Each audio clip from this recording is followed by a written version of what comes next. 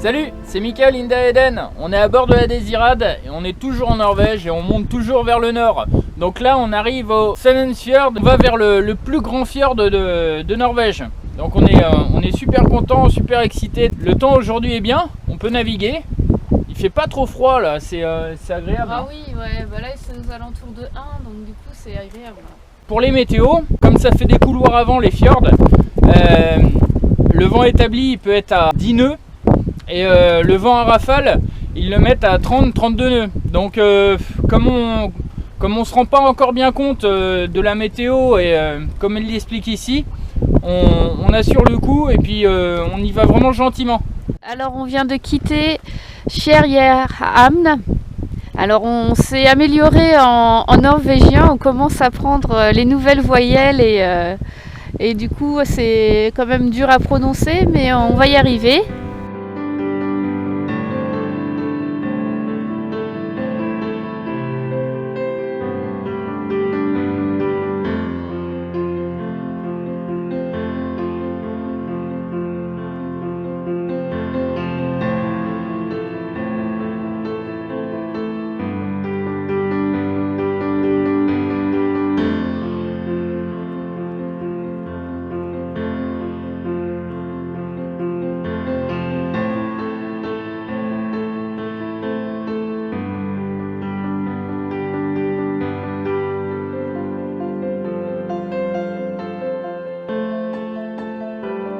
Alors ce qu'on constate déjà, c'est qu'en entrant dans ce grand fjord, on peut voir que la mer du vent est liée au courant et puis avec aussi les lignes de fond, ça lève une petite mer quand même.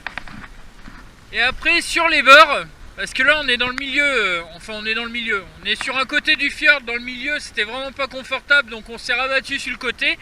Et là sur le côté du fjord, ben c'est plat, ça semble plat. Alors nous on veut passer cette pointe là-bas, alors on s'est pas rapproché, mais c'est vrai que c'est étonnant, ouais. On prend en compte d'habitude les fonds marins, mais tout joue en fait, donc il faut vraiment tout prendre en compte pour faire une navigation confortable et puis qui se passe bien quoi. Alors là bon bah ça pourrait être plus confortable, c'est pas grave, on arrive au port. Le port est derrière la pointe qu'on veut passer actuellement là. Mais après ça reste joli et puis voilà. Mais là ça a l'air de se calmer. Mais tout à l'heure c'est vrai que on avait des moutons, c'était vraiment incroyable. C'est vraiment particulier je pense les navigations dans les fjords et il va vraiment falloir qu'on apprenne au fur et à mesure comment ça marche pour pouvoir apprécier au maximum.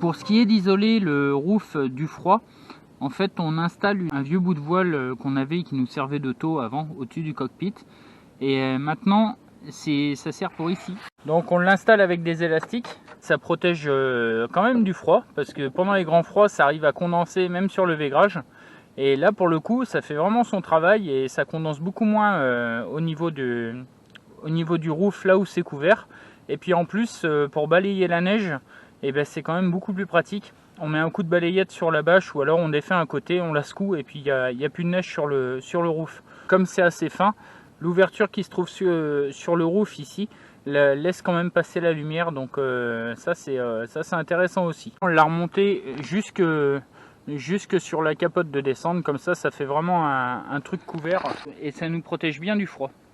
Et les haussières dessus c'est pour faire un petit peu de poids pour que le vent il s'engouffre pas dessous.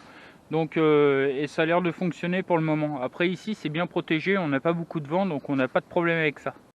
Alors vous avez peut-être remarqué en navigation on avait des feux installés comme ça avec du scotch. On s'est aperçu que notre feu de mât, le verre ne fonctionnait plus et du coup pour pallier à ça on a installé des feux de secours. Alors c'est des feux qui marchent avec des piles. Quand on voit un bateau au loin on les allume comme ça c'est sûr, puis on laisse quand même le feu en tête de mât allumé. Il y a le côté rouge qui marche et le feu de poupe qui fonctionne aussi, donc il manque que le vert. Je sais pas où je vais trouver un nouveau feu de mât et c'est toute une installation à faire, donc pour l'heure on s'en contentera.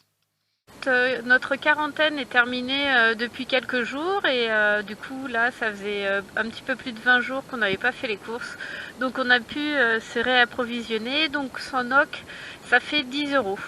On est arrivé à Lervik, on est dans le plus long fjord de Norvège, alors c'est le Snøhvit. Et la désirade elle est là-bas, tout en bas là-bas, dans la marina. Alors ça fait une piscine et après le fjord il est derrière par là-bas. Et c'est vraiment génial, c'est un très bel endroit. Là on vient de faire une randonnée, on est allé jusqu'à un lac, c'était vraiment joli. Et voilà, on est vraiment content d'être là et c'est vraiment chouette.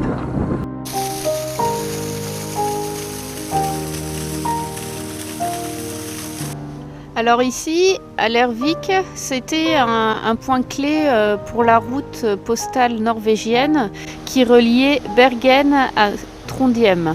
Ça a commencé au XVIIe siècle et ça s'est terminé vers 1785. Et en fait, il y avait 700 km de route. C'était la route la plus rapide pour relier Bergen à Trondheim. Et du coup, ça traversait des fjords, des montagnes. Il y avait plus de 700 km de route et ça mettait normalement entre 9 et 10 jours pour relier les deux.